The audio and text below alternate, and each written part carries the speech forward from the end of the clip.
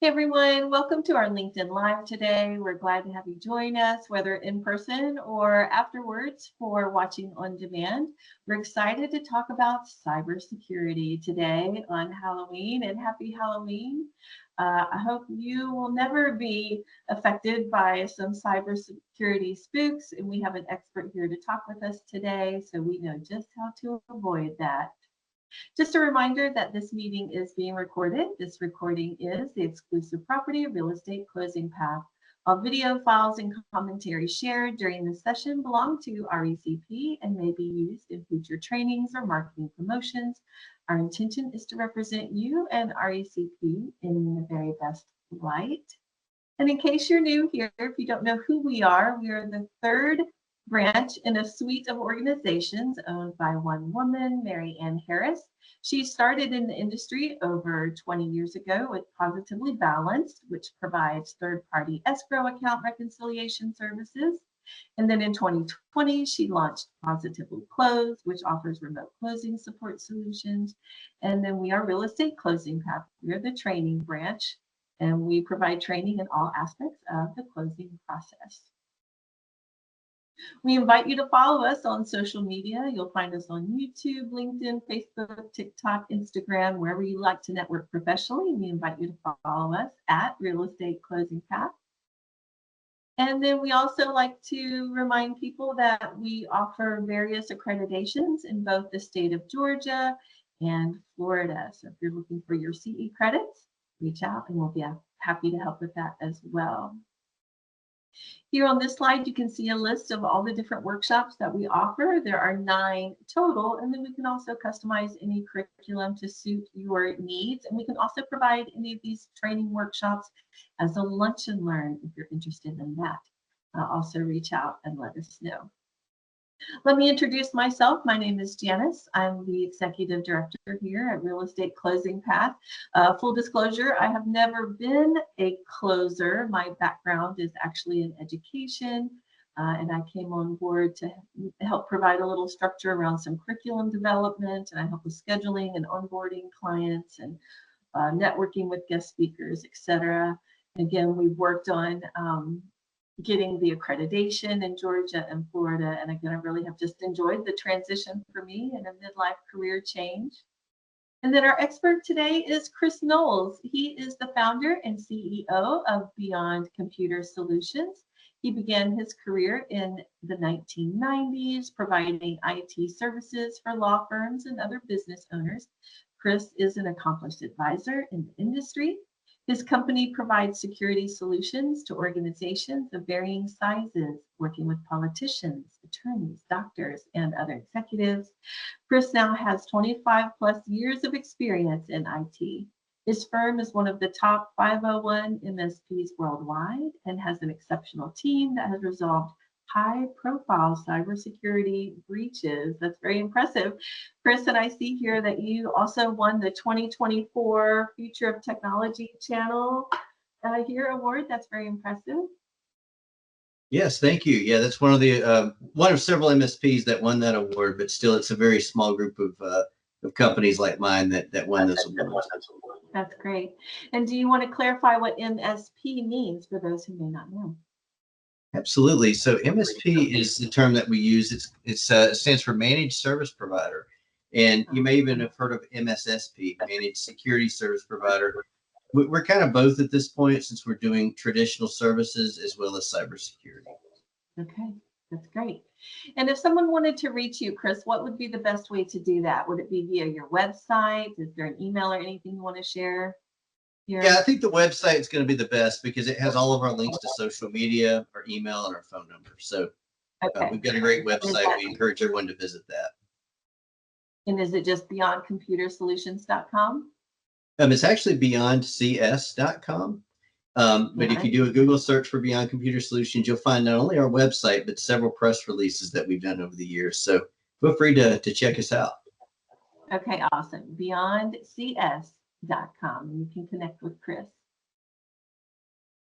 All right, so first I wanted to discuss some of the terminology that's used in the industry. If someone's never heard these terms before, Chris, how would you define ransomware? So ransomware, it says a lot just saying the name, right? So we know in traditional terms outside of computers, when somebody's being held for ransom, they won't be released until some type of payment is made. And that's kind of the same thing with data, right?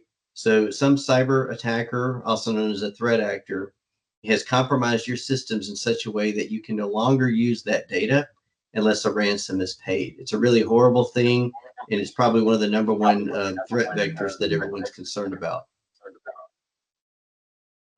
Well, and so give us some numbers, like what can ransomware sometimes range from? Like what kind of money are people trying to rob people with? So it's increased exponentially since 2020. In fact, the threat actors are now able to get in and kind of see what your business is worth prior to asking how much money they want. So let's say you're a $3 or $5 million a year business. They might come in and say, you know what, we want $1 million, or maybe it can be negotiated down to $500,000. But either way, it's very devastating and crippling for a company to be faced with that being their only way to get their data back, is to give up almost all of their money. Yeah, yeah, it's definitely devastating. And is it true? I believe I've heard you say before that people can pay the ransom and still not get their data back. Is that the case? That is true. And thankfully, that's a very small percentage of cases. Most threat actors, if they get paid, they tend to do the right thing. They do have kind of a moral code of conduct. But here's the problem. Even if you get your data back, they might actually still leak the information on the internet and on the dark web. So all of your patient files or client files, that you can't put a price tag on that. No longer private. You're right. Yeah. All right. Talk to us a little bit about this term wire fraud. What does that mean? So wire fraud is not specific to just the real estate law and title industry, but it's a very big concern in this industry because, well, we wire money, to purchase homes and things like that. And the reason why this is a big problem is because threat actors are specifically targeting organizations like real estate law and title that wire money regularly, because they know that's a great way to intercept and get paid quickly. In other words, they don't necessarily have to infect your machines or even install ransomware or anything like that. They can literally just get someone to wire money to the wrong place, which would be their bank accounts, and they get paid quickly that way. Right. And I know you've demonstrated before that it's just so easy for hackers to have fake emails and fake accounts, that if someone's really not paying attention, they can be susceptible to this kind of wire fraud. Right, yeah, I always tell people we have to assume that our emails, even if they are secured and being monitored, they could be intercepted. So we have to assume that sending wiring instructions through email could be compromised, and we should be looking at alternative methods for that. And there are some great ways to do money wires without doing it through email. We can always talk about that too. Yes, I think we have that coming up too. So yeah, we'll definitely have some good methods for prevention and reducing risk here in a minute. So, Chris, what is data theft? What does that mean? So data theft is literally like if a threat actor gets in the system, it doesn't have to be ransomware or something that you visibly see. It could literally be leakage of that data. In other words, they upload it to the dark web, or somebody even internally in the organization could be compromising your systems. It's kind of a broad term, but we need to be concerned about data theft as part of our cybersecurity strategy. Who has access to what files, and how could they be compromised? And what would we do if they were compromised? So those are all things that we need to be asking. Right. And definitely in a real estate, transaction, you've got people's personal information, their home address, their social security information, their bank account numbers, definitely things that need to be protected. Absolutely. And encryption is the word to think of there. Yeah. Encrypt everything you can. Yeah. Good. Is that something is that like an additional thing you have to add to email, or does most email platforms already offer that kind of encryption? Well, that's a great question. So email platforms such as Google or Microsoft, they offer email encryption services, and there's even third parties that you can use for that, but it's not turned on by default. So you want to consult with your IT professional or security advisor on how you should turn that on and how that should be followed. encrypting your hard drive with all the data that's on it. If you use Dropbox or OneDrive or any of those systems, there's ways to turn that on as well for no additional charge, but it's not turned on by default. So those are always good things to check.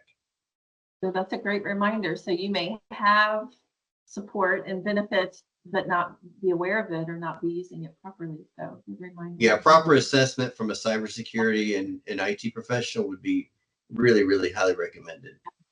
Great. All right, talk to us about phishing here. PH phishing, what is that? So a lot of people have heard of phishing by now, but still, it's still very common today. It's still the #1 threat vector for how someone gets compromised. Phishing is when someone sends an email to an organization of any size. And what I'm saying there is you're not too small to be hacked. If your email receives an email from someone who's pretending to be someone else with a malicious link or an attachment, if you open that, if you get tricked into opening it, then you've all of a sudden let the threat actors in. And that can be a problem no matter how savvy your security system is or how technical your staff might be. Just somebody clicking the wrong thing could allow someone to get in and then begin forwarding emails to people that you know and spreading like wildfire. Yeah, that's super scary when you realize how easy it is, and that everyone needs to stay on alert and know that there's a role that they can play as an individual to really protect their company. Right. Good reminders here. All right, I think that's the last of our vocabulary here. We have some spooky facts that maybe people aren't aware of in the industry. So this one says that businesses of all sizes are potential targets of cyber attacks. So I'd love to hear you speak to that for a minute, of just because you think you're small, that you're not as vulnerable, but what would you say to someone? Yeah, so unfortunately, the size of your company doesn't matter so much. You could be a really small firm of even 2 or 5 people. And because you have an email domain that's published on the public internet, these threat actors can pull thousands, if not millions, of these domains, and with one button, send out the same type of phishing email to everyone without ever even knowing who you are. And so you just receive an email, and they don't know who you are either until if you do click the email. Then all of a sudden, a light goes off on their screen, and they're like, "Oh, we got somebody who took the bait." And so now we're going to start finding out what kind of data they have. They might try to do ransomware attack. They might try to intercept money wires. Or they might just hang out on your system for a little while, figure out who's who, how much your business is worth, and then strike later in a very, very devastating way. And so that's what I want to say here is that a lot of companies, they tell me even today, well, who would want anything to do with my little dental practice or my own little real estate law firm of just 2 or 3 people? They don't know who I am. Why should I be worried? Well, the problem is today, everybody is just on the internet, and they don't have to know who you are. Yeah. Wow. Do you think smaller firms are even more vulnerable? Are they less likely to have protection in place? Well, that's a good point, because the threat actors have learned over the years that smaller firms don't necessarily spend the money on cybersecurity defense that bigger firms do. So the short answer is yes, a smaller firm can and is often a better target for threat actors because they don't invest in any type of email security or monitoring. So it's very risky for a small business to have that mindset of, I'm too small, I don't need to spend anything on protection. But if you get hit, your reputation can cost you everything. Yeah, you're right. Good reminder. So be wise. Even if you're just getting started, you want to start smart and have those protections in place. So the next spooky fact says that most of the time someone unknowingly has let a hacker in. I know you've mentioned that briefly, but how can you not know? Yes, that's a great point. So let's just say you've got good antivirus and you've got a good spam filter. You feel like you got your bases covered, right? But somebody in the organization clicked an email maybe last week. They didn't see any symptoms that anything was wrong. But 6 months from now, all of a sudden, you've got a ransomware attack, and you're like, where did that come from? Well, in all the work that I've done with breach response investigations and incident response work, we typically find that it takes an average of 90 to 180 days before a threat actor actually strikes. So when we trace it back, it's not something that happened yesterday.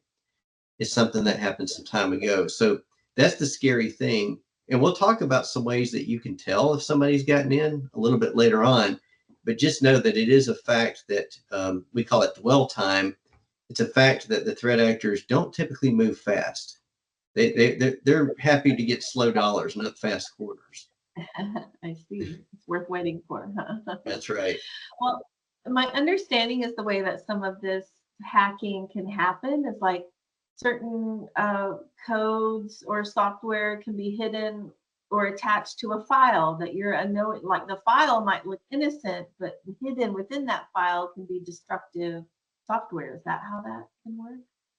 That's correct. So those ransomware types of payloads, if you will, can actually run on your computer, but not show any symptoms for a very long time. So going back to what you were saying, an email gets opened and maybe an attachment or a link gets clicked, but that end user doesn't see any of the damage that's being done right away, unless they have the proper detection and monitoring in place. Yeah. So it really can be similar to how a virus would act in your body, that sometimes you don't know it right away. But can Correct. Yeah. There could be an incubation period before you notice any symptoms. That's a good way to say it. Okay. Mm-hmm. All right. So along that line, spooky fact here says while antivirus software is important, it's not nearly enough. So what else can someone do? That's a great point. And so the antivirus software is like Norton, McAfee, Windows Defender. These products that we've had for years have been great products until recently things have changed. Now they're called 0-day threats. These things that come out that there's no signature for. Suddenly these antivirus products can no longer detect and stop these threats. And so what we're having to do now is buy better products and pay for monitoring. So think of next generation machine learning based tools that aren't usually available at the big box stores. You have to pay a company like ours, for example, to have these tools in place. And then more importantly than that even is you need to have a team of people watching for potential threats or malicious activities, because antivirus alone, or even the best of antivirus that we provide, can't always stop everything. So kind of like a monitored alarm system in your home or business, somebody needs to be watching to see if somebody came in through the window, came in through the door, and have a log of that in case something gets missed. So that's a very important part of the antivirus strategy. Gotcha. So I just had a thought of like if you were protecting a physical house or building, and it's good to have like an alarm system, but maybe even better to have that security guard standing right there. And it sounds like that's what you're saying when you have to say that it's important to literally have someone monitoring your business. Exactly. There's no silver bullet. There's no one tool that does everything. All the solutions we sell that include some really powerful tools are still backed by a security team that's watching everything 24/7. Yeah, good. Good to know. All right. Next, spooky fact.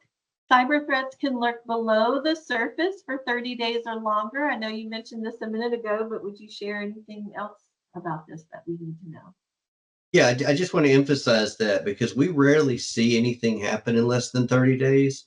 Sometimes somebody will click something and something will happen right away where everybody in their contacts list starts getting emails from them that are suspicious. But in a lot of cases, or I'd say in most cases, it's going to be over 30 days, maybe even over 90 days before any symptoms are shown. And right here at the holidays that are coming up, I would say that right now is probably the time that the threat actors are going to start working hard to get you to click stuff so they can do their nasty business right around Christmas time. Gotcha. And most people kind of expect maybe more ads or, soliciting type emails, and then just maybe not pay attention to what they might be clicking on. So good to be aware. Exactly. All right, next slide. This spooky fact says real estate attorneys are at high risk. I know some other industries can be as well, but why real estate? Yeah, so real estate attorneys are targeted very highly for a lot of reasons. One is because they have these relationships with realtors, and a lot of times realtors are not using the most secure emails. I don't mean to pick on them, but a lot of them are using Yahoo, AOL, still some of these legacy email accounts that are not secure. And so it's kind of a honeypot. If a threat actor can get into the real estate lawyer's firm and see those emails from the realtors that are not secure, and that there might be wiring instructions, and they know when the closings are scheduled, that is a gold mine for a threat actor, because number one, not only can they deploy ransomware and possibly shut down the realtor and the real estate attorney, but they can intercept the money wires, which a lot of real estate attorneys are still sending through email. And I would encourage them to use a different product at this point. But those instructions are there. So if they can get those instructions and trick somebody into wiring money to the threat actor's account, that's a huge win. So they've got several ways to get paid. Money wire interception, ransomware, and possibly even a phishing campaign against the whole real estate firms. So yeah, it's a huge target, and it's probably one of the top ones at this point in the United States, is to go after real estate law and title because of all of that. And it sounds like it's not just the firm or the title company, but it could be anyone they're connected with, right? That anyone else that's in their network and emailing that those hackers would still have access to. That's correct. And there could be even a high profile, maybe a C-suite home buyer who has a business of his or her own that they could also go after too, and all the bank accounts that they put on the paperwork. So there's just so much there. And unfortunately, our industry, meaning real estate law and title, still is not taking this as seriously as they should. And so they keep going after the industry, knowing that there's low-hanging fruit. Right. That's a concern. I know we're trying to raise awareness, but yeah, definitely I hope that more and more We've made people some will great strides over the years, but it's Good. there's still a lot of work to be done. Next fact here says cyber attackers get better every day, so you need managed detection and response. So I think you also mentioned that, how it, not just a software in place, but people who are actively engaged and watching what's going on with your company. Is there anything else you want to say here? Yeah, a lot of truth to that. Even over the last 3 or 4 years, as we've had the best of breed in what we call our layers or our stack of security, we continue to add more products and services. But the most important part of all of that is actually having our security team monitoring and optimizing these tools. So, in a short way of saying it is, you can't really go buy a product off the shelf, or even from an IT company, you can't buy just these products unless the monitoring, the managed detection and response that's behind it, unless you've got that in place, there could always be some vulnerability that you don't catch. And so I could show you several examples over the years where our security team saw something that the tools didn't, and that's what stopped the threat actor in their tracks. And that was worth whatever it costed that firm. Yeah, yeah, absolutely. I was about to say, these tools and maybe AI can only go so far, but at the end of the day, we still need people, right? Who can watch our back and respond and more quickly. Correct. Right. Spooky Fact says businesses not only suffer a financial loss, but a cyber hack damages your reputation as well. I never thought of that. There could be more far-reaching consequences, but what can you say to this fact? Absolutely. And this is the one that just really hits home the most with small business owners, is that if they didn't put these tools in place, and after a breach investigation, it's reported that they could have done more to prevent the attack, their reputation really goes down really, really fast, because these days everyone could be breached, right? Even with tools in place. But if you're found that you weren't doing best practices, and the threat actor has exposed all of your client or patient's data to the internet, you're probably not going to get your reputation back. You're going to be seen as that company that nobody wants to do business with because you don't take security seriously. Now, with all due respect, there have been companies that have done best practices and still maybe suffered some type of breach. Kudos to them for doing their best, because this is not a perfect world, but your reputation is what you're protecting more than anything. You want people to do business with you and trust you. Yeah, absolutely. Is it possible, or do you hear stories where an individual who was affected by some kind of data breach has tried to then sue the firm or company? Does it become an even bigger and bigger problem than just the initial hack? It does, and it gets even more interesting than that, Janice. You wouldn't believe. There was an article not long ago about a threat actor that actually sued a firm for not having proper cybersecurity controls in place, and they won the lawsuit. What? So the threat actors literally took a business to court for not protecting them against themselves. And so we have some crazy things going on with litigation in regards to cybersecurity. But there is a silver lining. Most cybersecurity insurance companies now are starting to require that every kind of business, if they want any coverage at all, they have to do these things that we're recommending. And I love that, not because we get paid on it, which obviously it does keep us in business, but it does require firms to take this seriously and hopefully prevent all of these problems to begin with. Right. Well, again, I'm sure it's just devastating once it happens, but then it's kind of too little too late, and you wish you had known or wish you had done these things sooner. So again, I hope this conversation today will really inspire some others to take more action. I hope so. This fact says cyber attacks happen about every 11 seconds, and any unprepared company could be vulnerable. Wow, that's a lot. Every 11 seconds.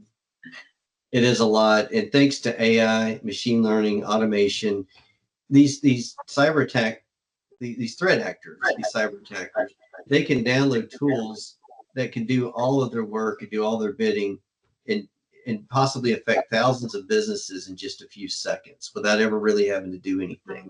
It's also automated until someone clicks a phishing email or downloads something they shouldn't, and then they get involved with trying to figure out how they can exploit them. So that's why we're seeing so many attacks happening so frequently and so quickly, is because that time has been shortened by AI. Yeah, more and more common here. That number is really surprising to me. Every 11 seconds. Exactly. All right. Well, let's talk about some things now that we could do to prevent attacks. I love this comment here. Become a vampire slayer. Turn your employees into human firewalls so they become vampire slayers. I love this term, human firewall. What does that mean? I love that term too, because I feel like this gives everybody something that they can feel good about to take action and do their part to protect the company that they work for. So a human firewall, what we refer to as human firewall, is basically a user that's been properly trained on how to recognize cyber attacks. So you become a hero for the company just by going through the training and doing your part to make sure that you're second guessing all the emails that are coming in, and you slow down a little bit to not click on things that you shouldn't without questioning. Yeah. Yeah. And your company also provides that level of training for other firms if needed, correct?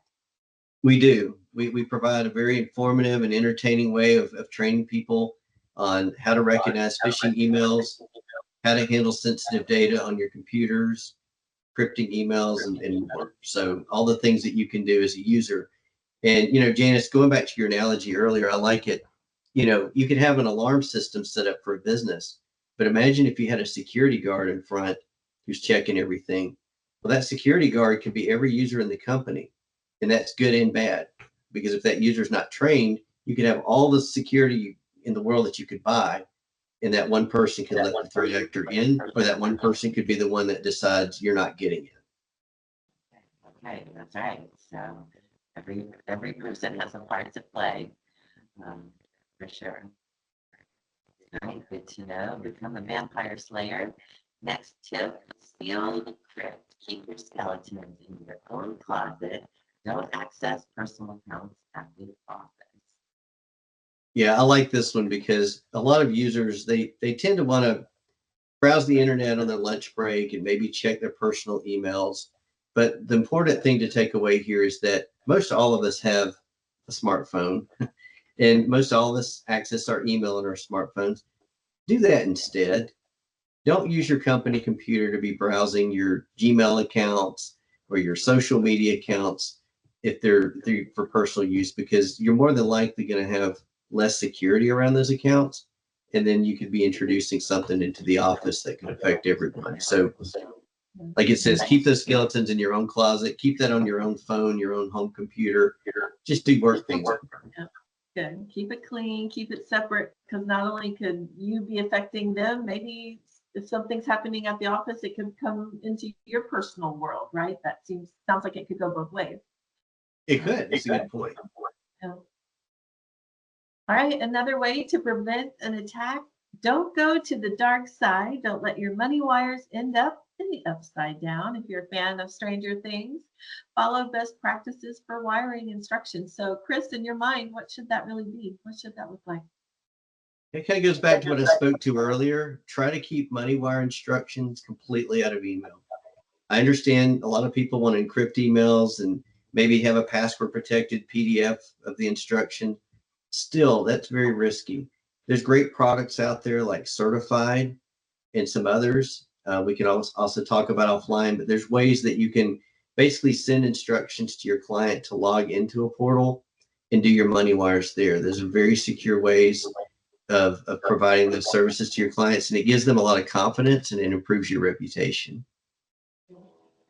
Chris, how would a new attorney know about that? Like, are people reaching out to new attorneys? Are they getting this training in school? How would a new attorney be prepared?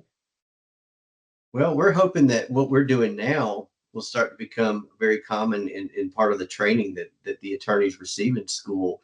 I'm not sure that it is a standard right now that they go through these types of classes or orientation, but a new attorney should definitely be reaching out to a cybersecurity and IT partner such as ourselves to find out what tools and services they need before they start on day one.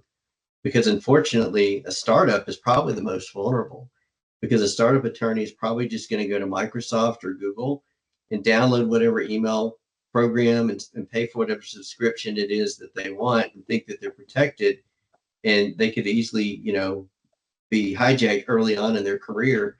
But if you start off on the right foot, if you just partner with someone who can do an assessment and advise you on these tools and these services, they'll help you. And they're actually very surprisingly affordable compared to what they used to be a few years ago. Our tools, our enterprise level tools are very affordable compared to what you would have bought 7 or 8 years ago. Good.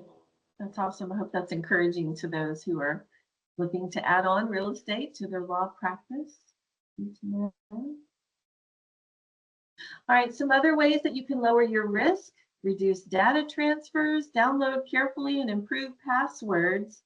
What's your best password tip, Chris? So for passwords, you still want to use maybe between 12 and 15 characters of alphanumeric combinations of characters. You also want to change those passwords at a minimum every 90 days. And then there's actually a free password tool that we're recommending with more premium options you can pay for, of course. But the tool is called Bitwarden, Bitwarden, bitwarden.com. This password manager allows you to put in one master password and save all of your websites with all the saved passwords there. It's all encrypted.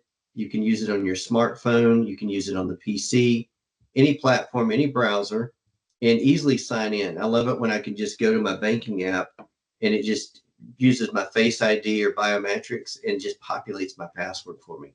That way I can use more secure passwords knowing I don't have to remember what they are, and I'm not tempted to get lazy with that.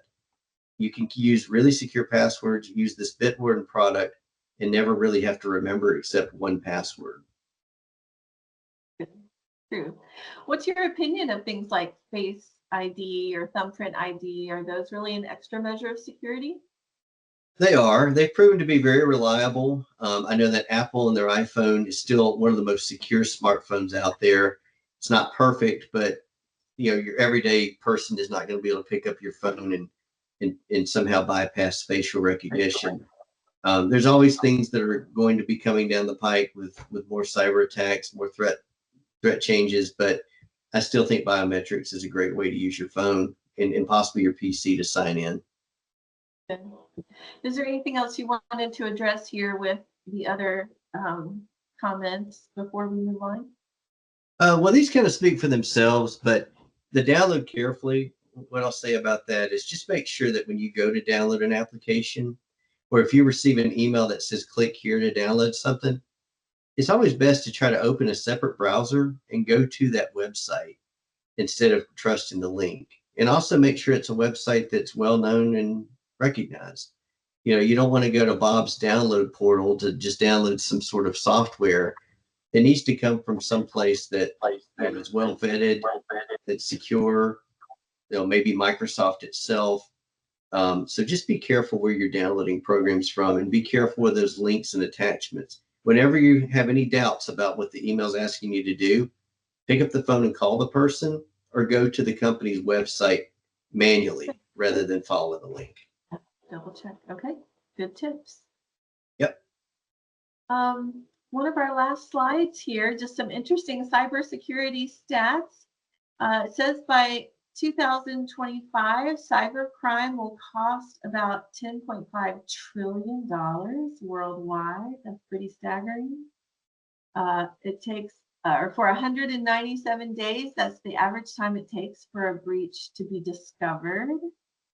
43% of small businesses are at risk, and there's 14%, only 14% of businesses with protection in place. So this is still just a huge market and a huge need for raising awareness and for people really to be protected. So again, not just real estate, but if you're in banking, other financial institutions, healthcare, or higher education, you may also be at the ones at a higher risk. Is there anything you want to add here, Chris? Yeah, so a couple of things. One is if you have any type of personal identifiable information or personal healthcare information, you're definitely at a high risk of not only having an attack yourself, but of exposing some key people, and you could be involved in some third-party lawsuits and really have problems with your reputation. That 14% of businesses with protection in place, I'd say that 14% is more along the lines of proper protection. There's a lot of companies that are trying to do something. They're either doing training or they have traditional antivirus, but I would agree that only 14%, maybe a little higher, have the full managed detection and response with machine learning detection, the monitoring we were talking about. And we've got to get that number higher before we see this other number of $10.5 trillion going down. Yeah, that's going to continue to climb because we have a big problem. We have a lack of talent, a lack of awareness, and still a lot of people who think they're too small to be hacked. And the way we fix that is we all take this seriously and just make that part of everyday life, that we stay up on this stuff. Raising awareness. Yeah. So if you or a firm, you or your firm are listening today and feel susceptible to this risk, you know, just double check. You know, maybe you thought you were secure, maybe you've heard some things today that make you question, and doesn't hurt to have that conversation with a supervisor or maybe a business owner, and just make sure you are being a human firewall and that your team is doing everything possible to protect your business. We do want to give a shout out to a lot of these facts coming from an article called The Chilling Tales of Cybersecurity by Michael Mullet, where Chris was interviewed previously. So again, we just thank you for sharing your expertise, your knowledge, and your time. I don't know if we have any other questions here, but again, I do just want to give a shout out to Chris's website. He said the best way to contact him was at beyondcs.com. Beyond Computer Solutions is this company, and I know Chris and his team would love to assist. Again, a reminder that you can follow us on the different social media channels. If we can help out with any training for you and your team, please let us know. And we look forward to our next LinkedIn Live event in the future. Chris, thank you so much for your time. My pleasure to be here. And I'd just like the audience to know that you can reach out to me. I'm offering a free cybersecurity assessment, so you can find out just what your risks are and what you can do about it. It doesn't have to be expensive. Just have a conversation with me and I'll give you some advice. Excellent. So again, Chris Noles, Beyond Computer Solutions, and definitely reach out for that cybersecurity assessment. That would be awesome. Thanks, Chris. Thanks. Happy Halloween, everybody. Thank you. Have a good day. Bye-bye.